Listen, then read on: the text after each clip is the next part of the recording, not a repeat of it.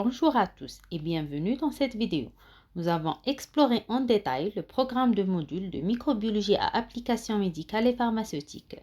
Ce module est destiné aux étudiants de première année master spécialité infectiologie à l'université Ibn Khaldoun de Tiaret.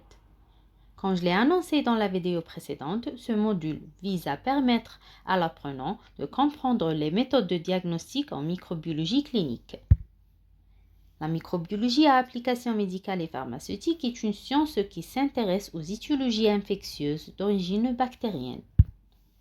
Elle vise à comprendre les différentes méthodes de diagnostic, à savoir directes ou indirectes, et elle fait appel aux techniques bactériologiques, immunologiques et moléculaires. Dans ce chapitre de diagnostic direct, nous avons abordé les éléments suivants. Premièrement, la microscopie, à savoir les différents types de microscopie et le diagnostic par l'utilisation de la microscopie, à savoir l'observation à l'état frais et l'observation après coloration, que ce soit coloration de Gram ou d'autres colorations. Deuxièmement, on va voir la culture et l'utilisation des milieux de culture dans le diagnostic des différentes maladies. Dans l'isolement et l'identification des bactéries responsables des différentes pathologies. Troisièmement, on va voir la détection des antigènes et des anticorps par l'utilisation des techniques immunologiques, à savoir l'AREA et l'ELISA.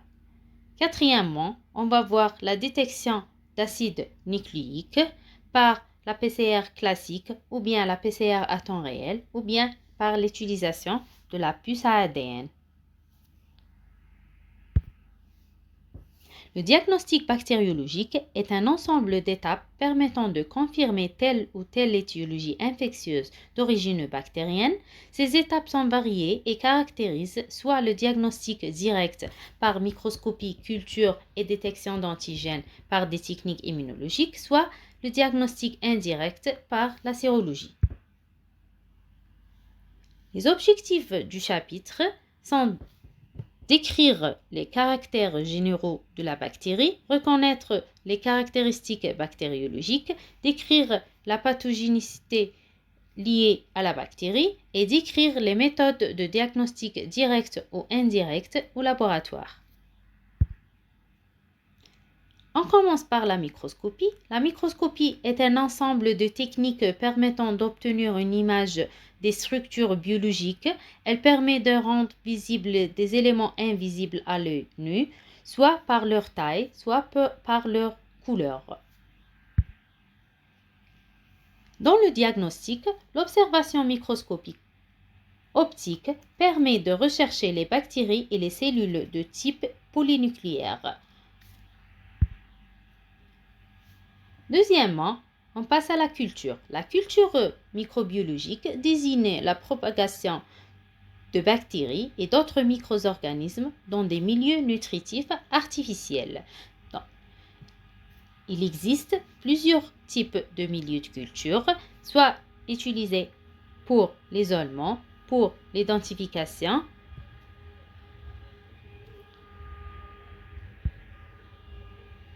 dans le diagnostic.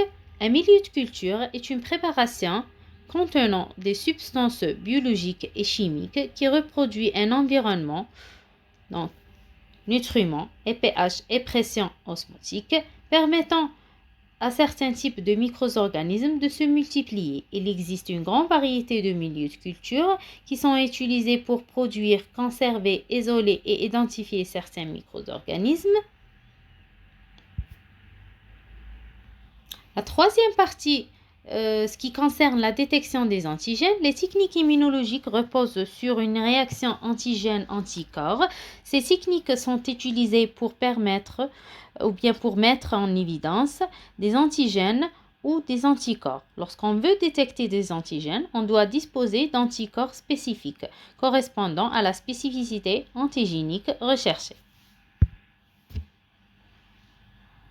On va commencer par les méthodes les plus utilisées dans la détection des antigènes, ou bien les plus couramment utilisées pour mesurer la fixation directe des anticorps sur un antigène. Donc, on a l'AREA, radio-immunoassay, et l'ELISA, Enzyme Linked Immunosorbent Assay, et les techniques d'inhibition compétitive. Premièrement, on a l'AREA, radio-immunoassay. C'est une méthode de dosage et d'analyse quantitative basée sur le principe de la réaction antigène-anticorps associée à un complément radioactif, un radioisotope. Elle est caractérisée par une grande sensibilité et sa grande spécificité.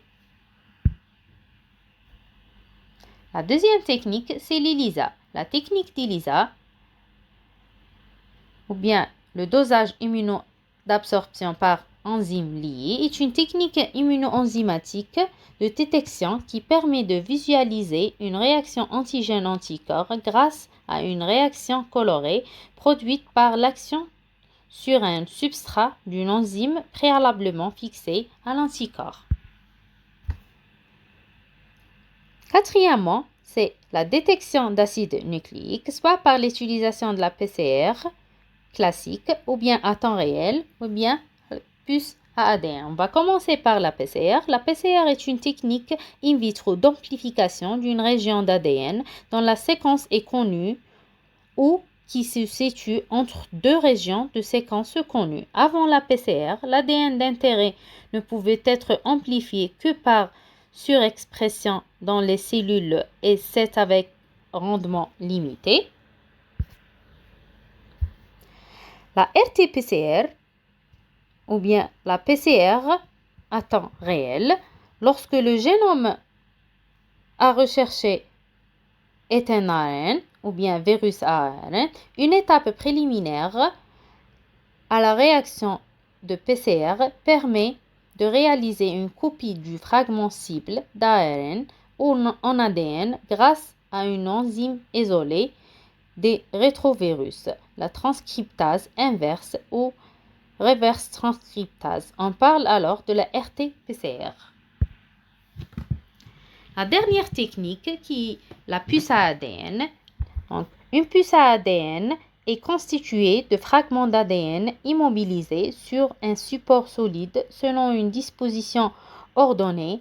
Elles sont utilisées pour détecter et quantifier la présence d'une séquence nucléique spécifique au sein d'un échantillon biologique complexe par hybridation à une sonde de séquence complémentaire portant un marquage radioactif.